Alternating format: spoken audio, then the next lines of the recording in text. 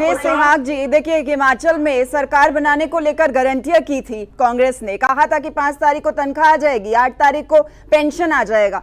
अब यहाँ पर मुख्यमंत्री खुद अपनी सैलरी नहीं उठा रहे हैं, मंत्रियों से भी आह्वान किया गया है कि आप भी ना लें, अधिकारियों को सैलरी नहीं मिल रही है। अब आप हरियाणा में भी ऐसा ही वादा कर रहे हैं कि हम पेंशन कर देंगे और सैलरी देंगे, लेकिन क्या उसी कंसेप्ट के साथ हरियाणा को भी इसी स्थिति पर लाकर खड़ा कर देंगे आप? मिसमैनेजमेंट नहीं है ये कहीं कांग्रेस की?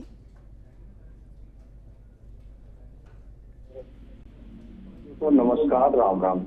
जहाँ तक देखिए आपका सवाल हिमाचल के संदर्भ में है, वहाँ हमारी सरकार का कोई ऐसा प्रूफ दे दीजिए कि किसी को सैलरी नहीं मिल रही।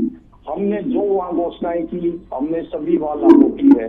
और जहाँ तक देखिए बात आती है हरियाणा की, हरियाणा में जिस समय 2014 में हमने हुड्डा साहब ने सरकार छोड़ी थी, उस समय हरियाणा पे कर्जा 60,000 रुपए करोड़ कर्ज था। और उस समय पेंशन कितनी देती थी कांग्रेस? एक बार ये भी साफ कर दीजिए, पेंशन कितनी मिलती थी उस समय? देखिए उस समय 60,000 कर्ज था, आज 4.5 लाख कर्ज है। और देखिए इन्होंने हरियाणा को बिल्कुल विनाश कर दिया हरियाणा का। और जो मैं अभी भारतीय जनता पार्टी के प्रवक्ता की बात समझे, मुझे हैरानी हो रही थी जो वो बात कर रहे हैं। आप 10 साल से आप सत्ता में हो, आप संकल्प पत्र कह रहे हो, आपने एमएसपी, आप अपने समय में 500 रुपए पेंशन देते थे, लेकिन अब अगर बीजेपी पेंशन की बात करती है, इधर अभय चौटाला 7500 पेंशन की बात करते हैं, कांग्रेस भी पेंशन को ही मुद्दा बना के लोगों के वोट हासिल करने की बात करती है।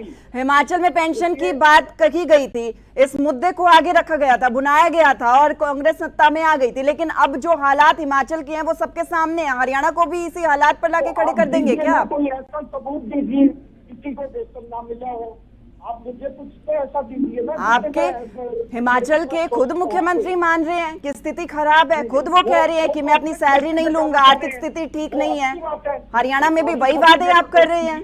अब हरियाणा में जो भारतीय जनता पार्टी ने, आपने देखा हुआ किस तरह से इन्होंने महंगी महंगी गाड़ियों पे, किस तरह अपने सीएम हाउस पे कितने जो अनाप शनाप खर्च किए, वो पूरा प्रदेश जानता है। इन्होंने जनता के वेलफेयर के लिए तो कोई खर्च किया नहीं। और आपको मैं एक बात बता दूं, आप देखिए आज 4.5 लाख का करोड़ का कर्ज है। देखिए आप इंटरेस्ट मत किया करिए। आपको आप बोल रहे थे, मैंने आपकी किसी बात में कुछ भी नहीं आपको बीच में इंटरेस्ट किया। आप सुनने की क्यों नहीं? आप भारतीय जनता पार्टी तो हमने किसी जमाने में सुनी थी, बड़े संस्कार है इस पार्टी में। आज ये सारा अनुशासन कहाँ चला जा गया आपका? तो देखिए श्वेता जी, इसका क्या है, जैसे ही हमने महिलाओं के लिए 2,000 रुपए देने की कल घोषणा की, आज इन्होंने 2100 रुपए घोषणा कर दी।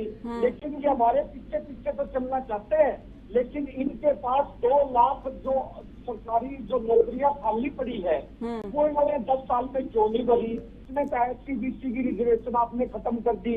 SCRN के माध्यम से आप कोई ऐसा सबूत दीजिए कि उसमें रिजर्वेशन आपने दी हो। और आपने देखिए गुजरात से आप क्यों SDO भर्ती करते हो? आप तो क्या हरियाणा में काबिल नौजवानों की कमी है? ठीक है, इनेलो प्रवक्ता, जेजेपी के प्रवक्ता भी हमारे साथ जुड़े हुए हैं। इनेलो से प्रवक्ता रजवंत जी हमारे साथ जुड़े हैं, सुरेश पाठक भी हमारे साथ जुड़ चुके हैं। आप दोनों का भी बहुत स्वागत है सूर्य समाचार पर। रजवंत जी, अभय चौटाला कह रहे हैं 7500 देंगे पेंशन। ताऊ देवीलाल का सपना था 7,000 पेंशन करने का, इस सपने को अब आप पूरा करेंगे? 7,000 पेंशन बहुत ज्यादा नहीं है, आप देने की बात कर रहे हैं।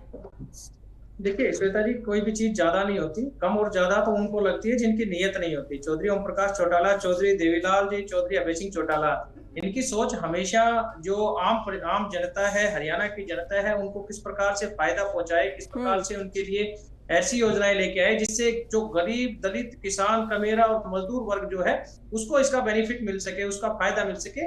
उसके लिए हमारी पार्टी इस प्रकार की योजनाएं बनाती है। आपने देखा होगा कि जब पेंशन का जो शुरुआत की गई थी, जब 100 रुपए पेंशन की बात आई थी, तो आपने देखा होगा कि उस समय मुख्यमंत्री बंसीलाल जी होते थे। चौधरी देवीलाल ने जब ये कहा था कि बूढ़ो मर मत जाना, मैं तुम्हारी पेंशन बांधूंगा 100 रुपए, उस समय चौधरी बंसीलाल जी ये चीज कहते थे कि बाबा इस प्रकार का कोई प्रावधान होता तो मैं तो पढ़ा लिखा हूं, मैं ये करके दिखाता था। लेकिन चौधरी देवीलाल ने यही कहा था कि मैं वहां पर कानून बनाने जा रहा हूं और वहां पे कोई घास खोदने नहीं जा रहा, मैंने वहां पे और उन्होंने वहां पे कानून बनाया।